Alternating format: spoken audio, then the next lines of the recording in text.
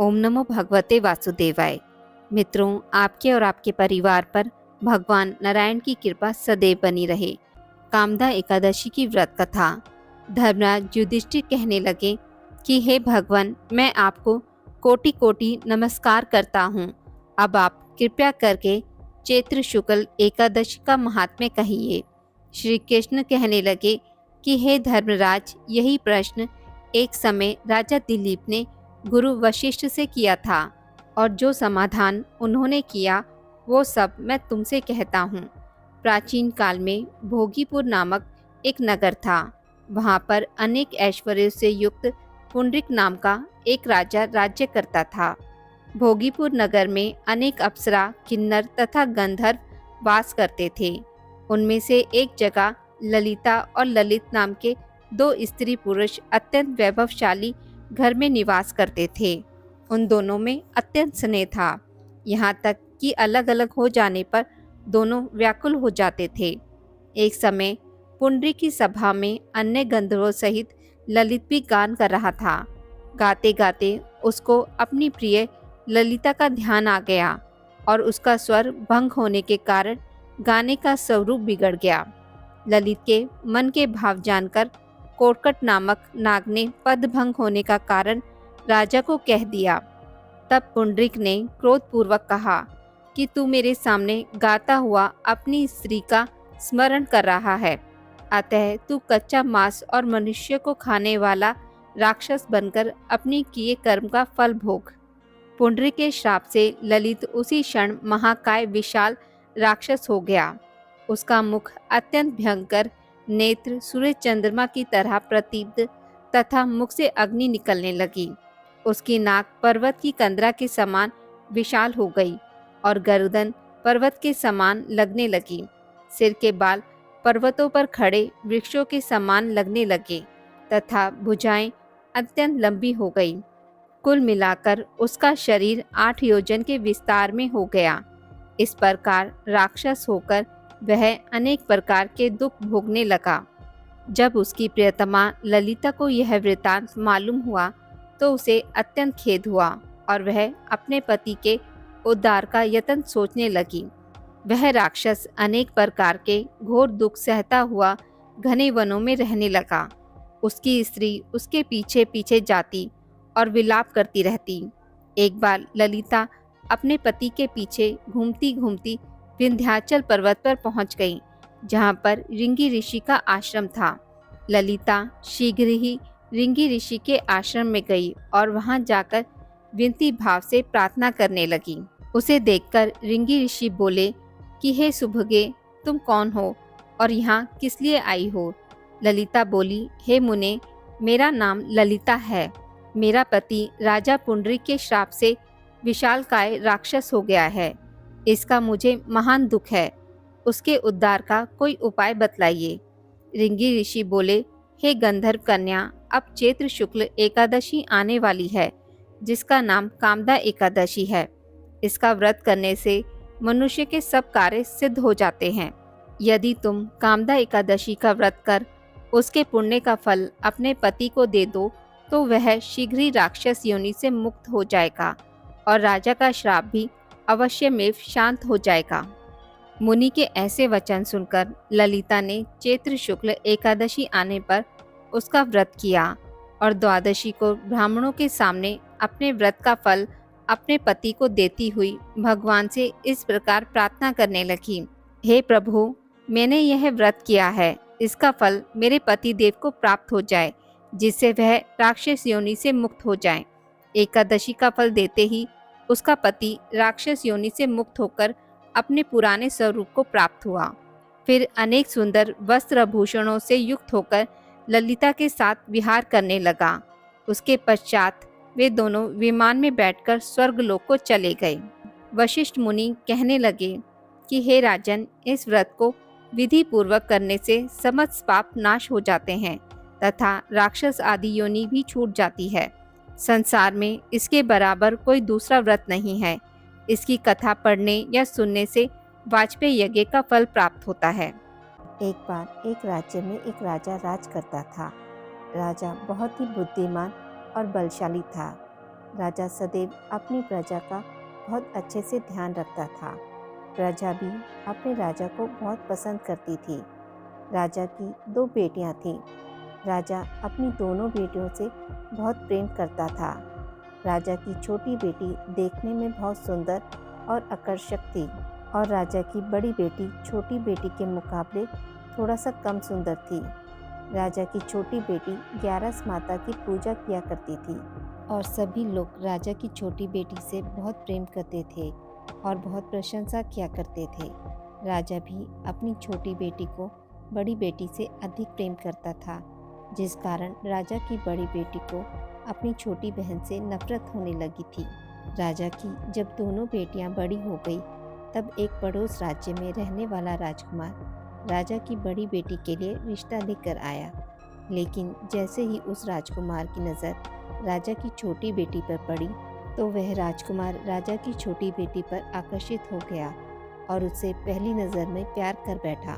उस राजकुमार ने राजा की बड़ी बेटी के साथ विवाह करने से मना कर दिया और उसने राजा से कहा कि मैं आपकी छोटी बेटी से विवाह करना चाहता हूँ। जिसके बाद राजा की बड़ी बेटी यह देखकर अपनी छोटी बहन से बहुत क्रोधित हो गई और राजा की बड़ी बेटी ने अपनी छोटी बहन को अपना सबसे बड़ा दुश्मन मान लिया और राजा की बड़ी बेटी ने अपनी छोटी बहन से बदला लेने का निर्णय लिया, जिसके लिए उसने अपनी छोटी बहन को जान से मारने का निर्णय किया।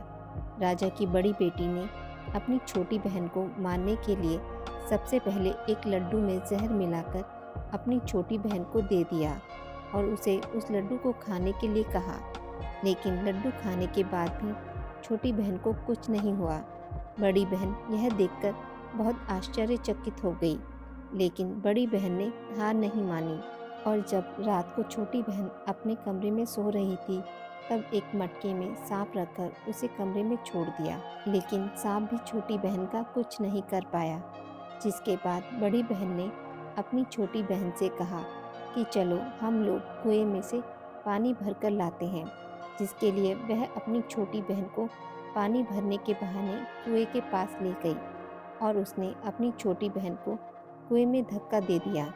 लेकिन छोटी बहन को तब भी कुछ नहीं हुआ, क्योंकि हर बार ग्यारस माता उसकी रक्षा कर रही थी और उधर बड़ी बहन अपने सारे प्रयासों के बाद असफल हो रही थी, जिससे वह बहुत क्रोधित होती जा रही थी। फिर उसने अपनी छोटी बहन के पास जाकर उससे खुद ही पूछा कि मेरी छोटी बहन, तुम्हें पता है भगवान ने सबकी मृत्यु एक निश्चित समय पर लिखी हुई है और कैसे तुम्हारी मृत्यु होगी, क्या तुम यह जानती हो? तब छोटी बहन ने अपनी बड़ी बहन को बताया कि हाँ, मैं तो जानती हूँ मेरी मृत्यु कैसे होगी।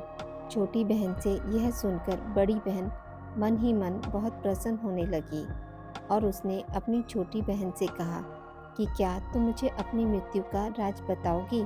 छोटी बहन ने अपनी बड़ी बहन से कहा कि मेरी मृत्यु तो एक तोते में है, जो तोते के गले में एक हार है, उससे मेरी मृत्यु होगी। जब तक कोई भी व्यक्ति तोते को मारकर वह हार अपने गले में पहनेगा, तो मैं मूर्छित हो जाऊंगी और जैसे ही उस हार को अपने गले से उतारेगा, तो मैं वापस से जीवित हो जाऊंगी।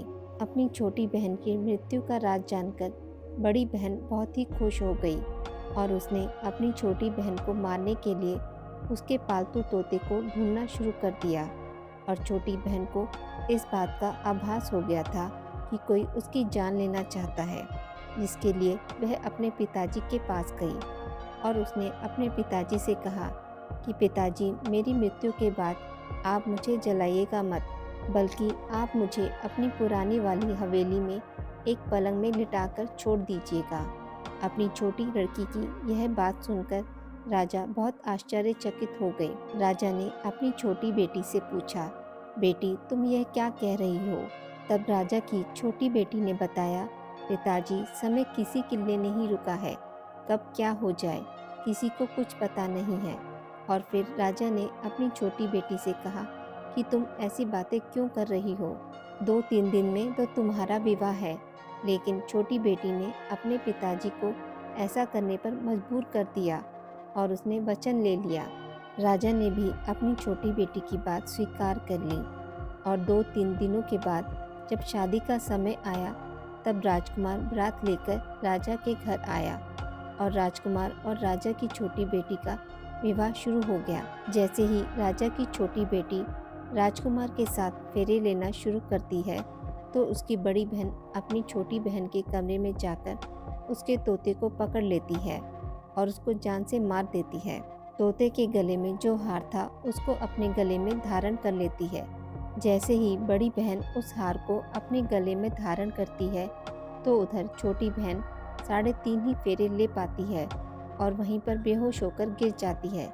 जिसके बाद राजा ने बड़े बड़े दर्द हकीमों को बुलवाया और अपनी छोटी बेटी का इलाज करने के लिए कहा।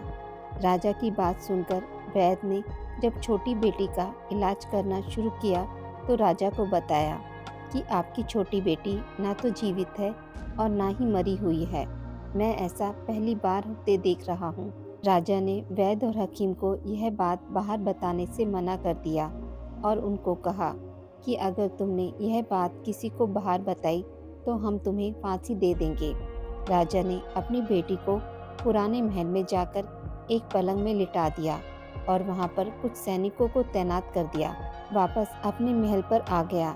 राजा की बड़ी बेटी अपने पिताजी के पास आई और कहने लगी कि पिताजी, अगर यह शादी संपन्न नहीं हुई तो आपकी इज्जत का क्या होगा?